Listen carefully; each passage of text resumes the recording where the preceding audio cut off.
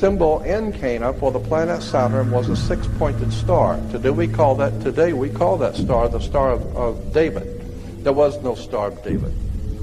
It's the Star of Saturn. All of the Jewish reference books, all the Encyclopedia Judaica, you go to the synagogue, go up into Mulholland Drive, up to the Jewish University and spend 3 weeks there and look up Saturn. You'll find out that 98% of all Judaism is a worship of the planet Saturn. Gotta wake up and understand where this stuff comes from. So in order to understand why Saturn is so important to the occult, we first need to realize that the entire world has been worshipping Saturn for thousands of years. Saturn has been given many names in the past. It received the name Saturn from the Romans. The Romans called Saturn the god of time. When personifying Saturn, the Romans had it equipped with a scythe or sickle. In ancient Greece, they called Saturn Kronos. This means Father Time. When they personified Saturn, the Greeks also displayed Saturn holding a scythe or sickle with a large white beard. In times of antiquity, Saturn was known as Kronos, the god of time. The story goes, Kronos was told the prophecy that one day his children would usurp him as king. After hearing this, he decided the only rational thing to do was to eat all of his children. Jupiter was called the son of Saturn. Kronos, who had castrated his own father, Uranus, with a sickle, swallowed all his children by Rhea as soon as they were born, for fear that one would overthrow him. That was until Rhea contrived to smuggle the infant Zeus away. He grew up on Mount Ida, suckled by a goat, and grew up to overthrow his father. It was prophesied that one day Saturn would lose power and one of his children would kill him. To prevent this from happening, each time his wife delivered a child, he would immediately swallow it. Saturn has always had a negative, if not evil, significance. Esoterically, it's associated with man's limitations, restrictions, death, and decay. His name in Greek was Kronos, the ruler of time. Saturn, with his sickle, was associated with the harvest, the passing of seasons, of a timeless era of plenty and bounty before time, a golden age. His devouring of his children taken as an allegory for the passing of generations. That Zeus was spared this fate of being devoured can be interpreted as his generation not being devoured by time, but instead everlasting, like the evergreen tree used now as the Christmas tree, green year-round. The myth illustrates the cycle of death and rebirth, creation and destruction. For this reason, Saturn and its rings are associated with the Ouroboros, the serpent biting its own tail. Saturn is an important key to understanding the long heritage this conspiracy has back to antiquity. The city of Rome was originally known as the Saturnia, or City of Saturn.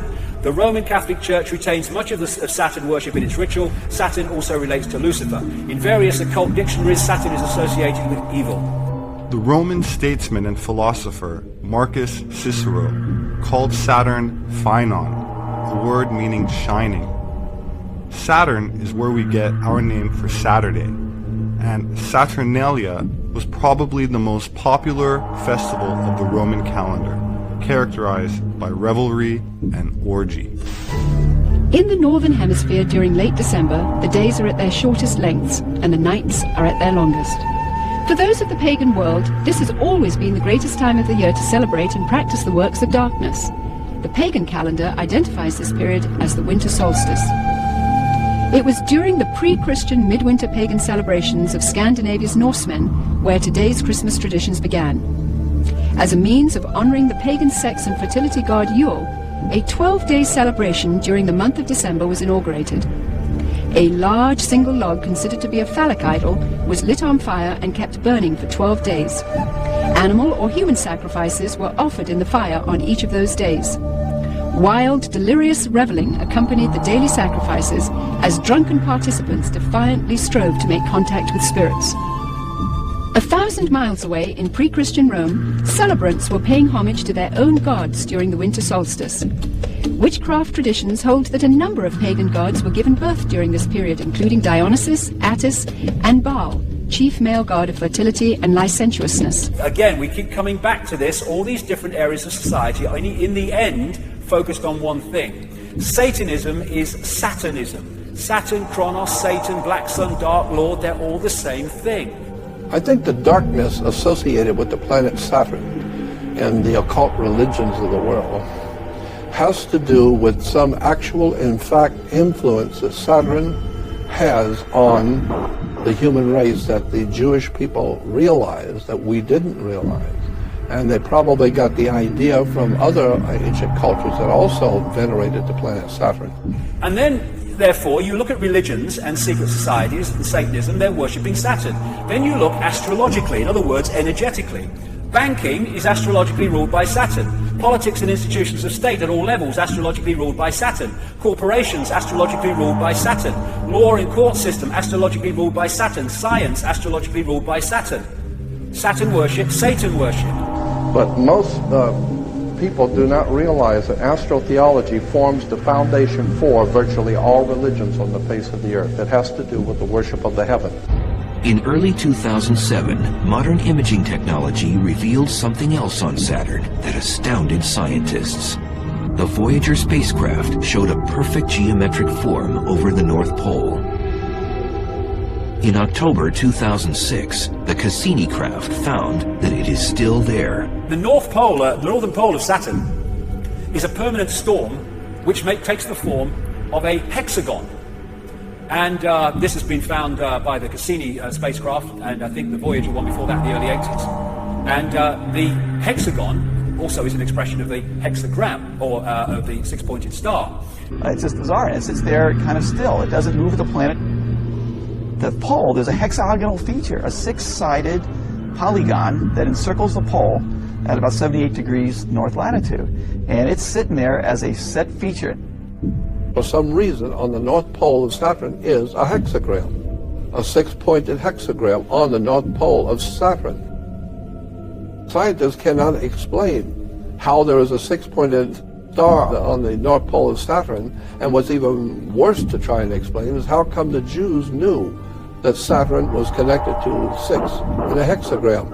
Somehow or another the Jews knew that six-pointed star was somehow connected to Saturn.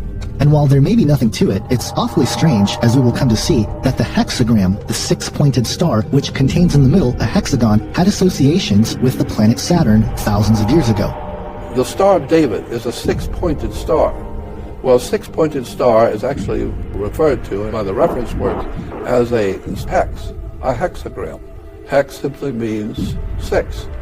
It comes from the Jewish Kabbalah, Jewish magic. It is a symbol of dark summoning. For the occult, if you want to put a hex on somebody, or if you want to have a spirit come forth, this is the symbol that you would use. It is not. It never has been. It never will be the Star of David. So 6 is a six-pointed star.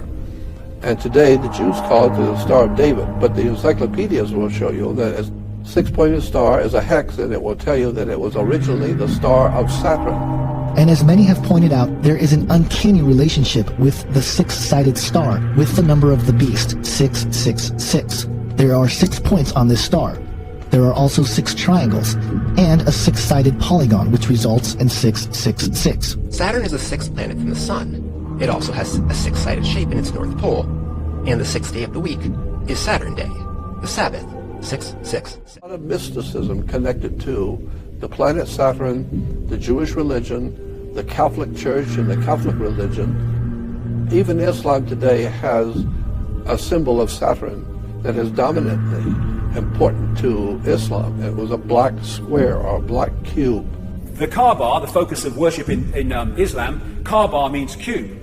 The tefillin, the cube on the head in Judaism. And when people go to worship around the Kaaba, they're told to pray in concentric circles. Remind you of anything? Now, the occult are heavy on numerology, but what I want to focus on is actually the symbology of Saturn. Well, it just so happens that an ancient symbol of Saturn is the cube, especially the black cube. The cube, which is a six-sided object that's related to the hexagram and the hexagon. It's like they all go together.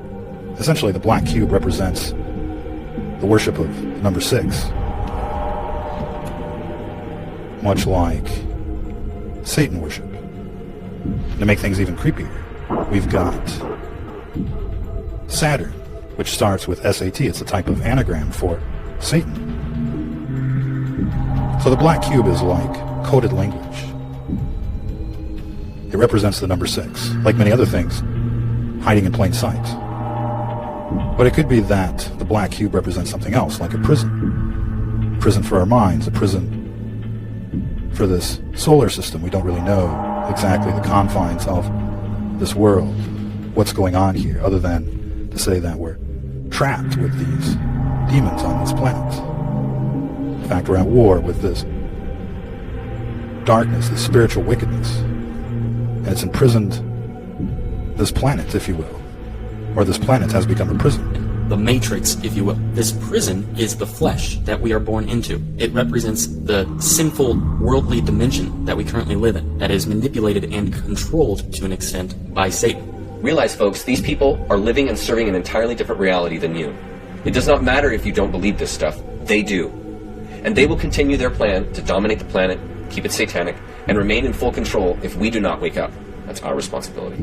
The real truth is that the people who are in power, who put this system together, have been in power for thousands of years. This has been going on from day one.